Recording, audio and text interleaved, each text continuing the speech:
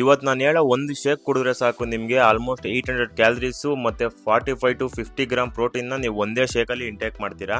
ಈ ವಿಡಿಯೋ ಬಂದು ಯಾರೆಲ್ಲ ತುಂಬ ಸಣ್ಣ ಇರ್ತೀರಾ, ಏನು ಜಾಸ್ತಿ ತಿನ್ನೋದಕ್ಕಾಗಲ್ಲ, ತಿಂದರೂ ಕೂಡ ದಪ್ಪ ಆಗಲ್ಲ, ಬಟ್ ರೈಸ್ ಮಾತ್ರ ತಿಂತಾ ಇದ್ದೀನಿ, ಪ್ರೋಟೀನ್ ಗೋಲ್ನ ಹಿಟ್ ಮಾಡೋಕ್ಕಾಗಲ್ಲ ಅಂತ ಯಾರೆಲ್ಲ ಮೆಸೇಜ್ ಮಾಡ್ತಾ ಇರ್ತೀರಾ ಅವರಿಗೆ ಈ ವಿಡಿಯೋ. ಕೆಲವೊಬ್ರು ಕೆಲ್ಸಕ್ಕೆ ಹೋಗೋದೇ ಆಗಿರ್ಬೋದು, ಇಲ್ಲ ಬೇರೆ ಬೇರೆ ರೀಸನ್ಗಳಿಂದ ಅವ್ರಿಗೆ ಪ್ರತಿಯೊಂದನ್ನು ಟೈಮ್ಗೆ ತಿನ್ನೋದಕ್ಕಾಗಲ್ಲ, ಪ್ರೋಟೀನ್ನ ಹಿಟ್ ಕೂಡ ಮಾಡೋದಕ್ಕಾಗಲ್ಲ. ಅದಕ್ಕೋಸ್ಕರ ಇದೊಂದು ಶೇಕ್ ಕುಡಿಯೋದ್ರಿಂದ ನಿಮ್ಗೆ ಆಲ್ಮೋಸ್ಟ್ 45 to 50 ಗ್ರಾಮು ಬರೀ ಒಂದು ಶೇಕಲ್ಲಿ ಬರುತ್ತೆ.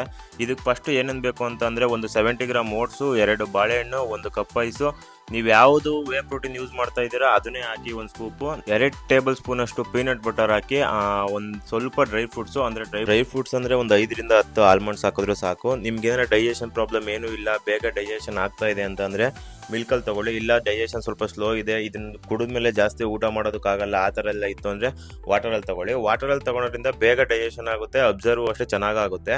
ಬಟ್ ಕೆಲವೊಬ್ರು ಮಿಲ್ಕಲ್ಲಿ ತೊಗೊತಾರೆ, ಮಿಲ್ಕಲ್ಲಿ ತೊಗೊಳೋದ್ರಿಂದನೂ ಏನು ಪ್ರಾಬ್ಲಮ್ ಆಗಲ್ಲ. ಬಟ್ ನಾನು ವೇ ಪ್ರೋಟೀನ್ನ ಸ್ಟಾರ್ಟಿಂಗಿಂದನೂ ಸ್ವಲ್ಪ ವಾಟರಲ್ಲಿ ತೊಗೊಳೋದ್ರಿಂದ ನಾನು ಸಜೆಷನ್ ವಾಟರಲ್ಲಿ ತೊಗೊಳ್ಳಿ ಅಂತಲೇ ಹೇಳ್ತೀನಿ. ಇದನ್ನ 1 ಮಂತ್ ಕರೆಕ್ಟಾಗಿ ಟ್ರೈ ಮಾಡಿ ನೋಡಿ, ರಿಸಲ್ಟ್ ತುಂಬ ಚೆನ್ನಾಗಿ ಬರುತ್ತೆ.